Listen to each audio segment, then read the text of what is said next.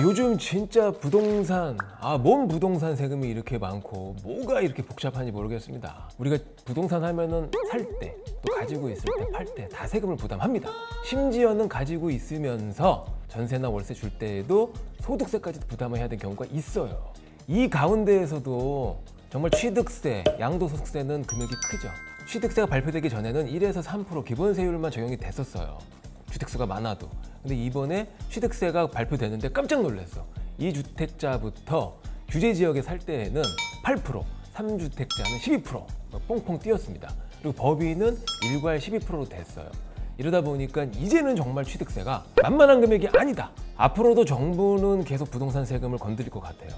부동산 세금을 건드리는 이유를 정부는 이렇게 대고 있습니다. 부동산 시장의 안정화를 위해서 세금을 높이고, 세금을 높이다 보면은 좀 무리한 투기 성향의 돈들이 오지 않을 것이다 라고 생각을 하는데요.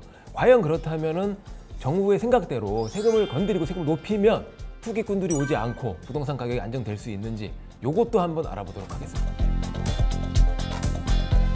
일단 부동산 세금 하면은 딱 부동산에 입문을 딱 해서 들어오자마자 내는 세금이 취득세입니다. 취득세가 한 1에서 3% 정도가 되고 구간별로 돼 있었어요. 그래서 그렇게 큰 부담은 없었습니다. 근데 이번에 2주택자 중에서도 규제지역, 조정대상 지역의 주택을 구매하는 경우에는 8%의 세금을 부과시키기로 했어요.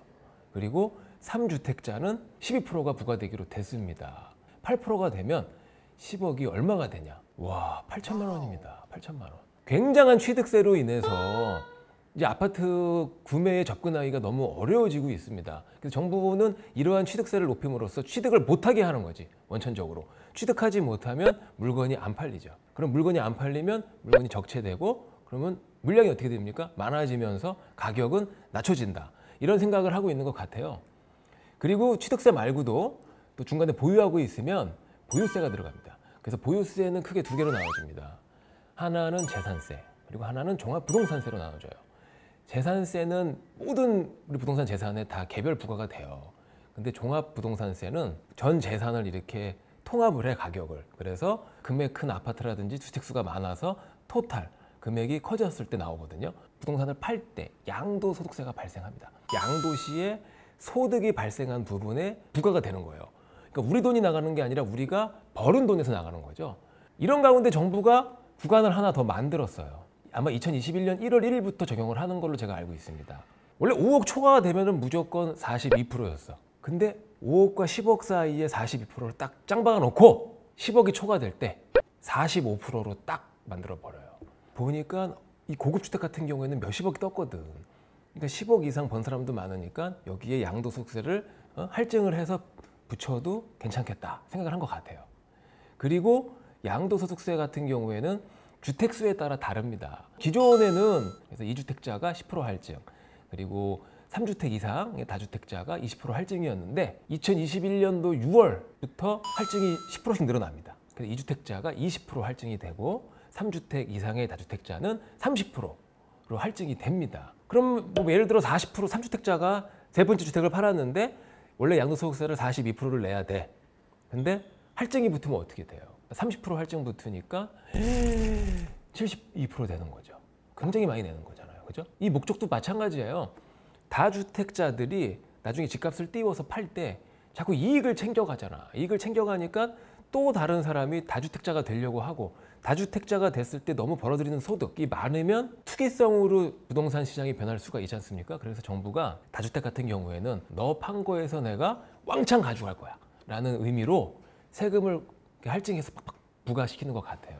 그리고 한 가지 세금이 더 있어요. 이건 소득세인데 실거주하지 않은 이상 집을 변할 수는 없잖아요. 그래서 전월세를 하면은 어쨌거나 소득이 생기는 거예요. 2주택자부터는 월세 같은 경우에는 세금이 부과가 돼요. 전세 같은 경우에는 실제로 현금 소득이 없잖아. 그리고 은행 이자가 낮으니까 그렇게 부과를 1주택자는 안 하고 2주택자가 또 안 하는데 3주택자부터는 전세도 세금 부과가 됩니다. 예외는 있어요. 전용 면적 40제곱미터 이하이고, 그리고 기준 시가가 2억 원 이하인 집은 여기 주택수에서 제외를 시킵니다. 그런 점도 참고하시고 생각하시면 돼요.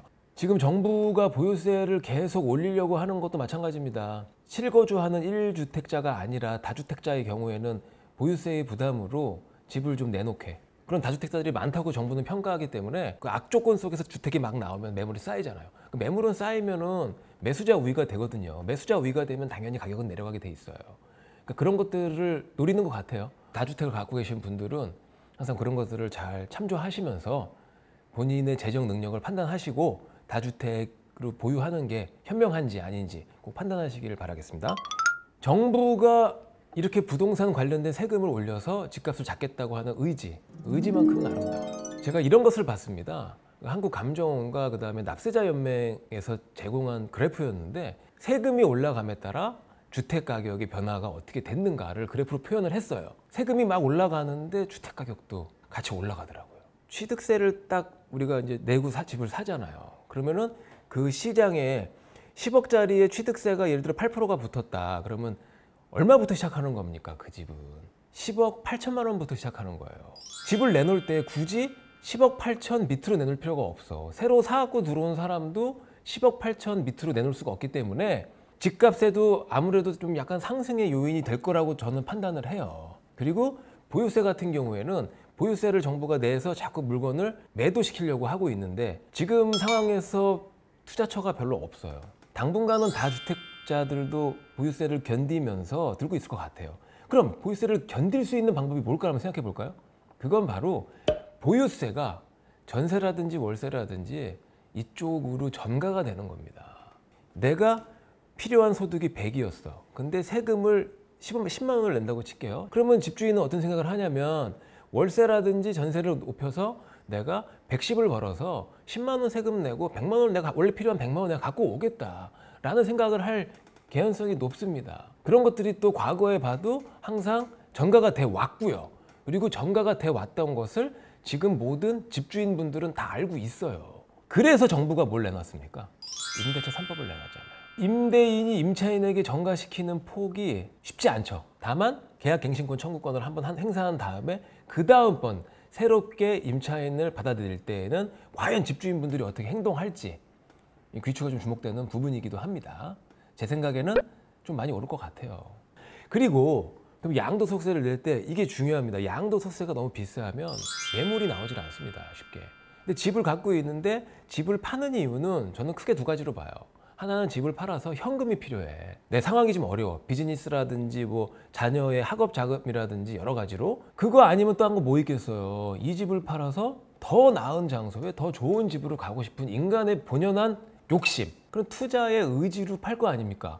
적당하면은 팔고 그 부분에 대출을 하든 해서 더 좋은 곳으로 가서 내가 손해본 일정량, 조금의 손해본 양을 커버하면서 또 다른 투자처, 더 발전할 투자처로 갈 수가 있어. 근데 너무나 큰 거는 감수 불가입니다. 임대인이 쉽게 집을 내놓을 거라는 것 또한 좀 무리가 있지 않나 저는 그렇게 생각을 합니다. 부동산 세금 이외에도 집값을 상승시키는 원인이 존재합니다. 결정적인 거는 돈의 가치가 일단 굉장히 없어지고 있어요. 시장에 좀 장만 보고 뭐 쇼핑 같은 거 조금만 해서 먹을 거 좀 사면은 돈 10만 원이 금방 나가는 거야. 서로가 시너지를 낸 거지. 물가는 물가대로 오르고 돈의 가치는 지가 스스로 떨어져 주니까 이 갭 차이가 점점 커지는 거죠. 그래서 부동산 가격도 돈 가치가 없어서 좀 많이 오르고 있지 않은가 싶기도 합니다. 그리고 또 한 가지 예를 들자면 우리가 투자처가 없잖아요. 10억이라는 돈을 벌으신 분이 은퇴를 하고 10억을 적금에 넣어서는 한 달에 정말 돈 10만 원 될란가? 그러니 이분들 어떻게 하시겠냐고. 당연히 투자처, 부동산으로 올 수밖에 없는 거예요.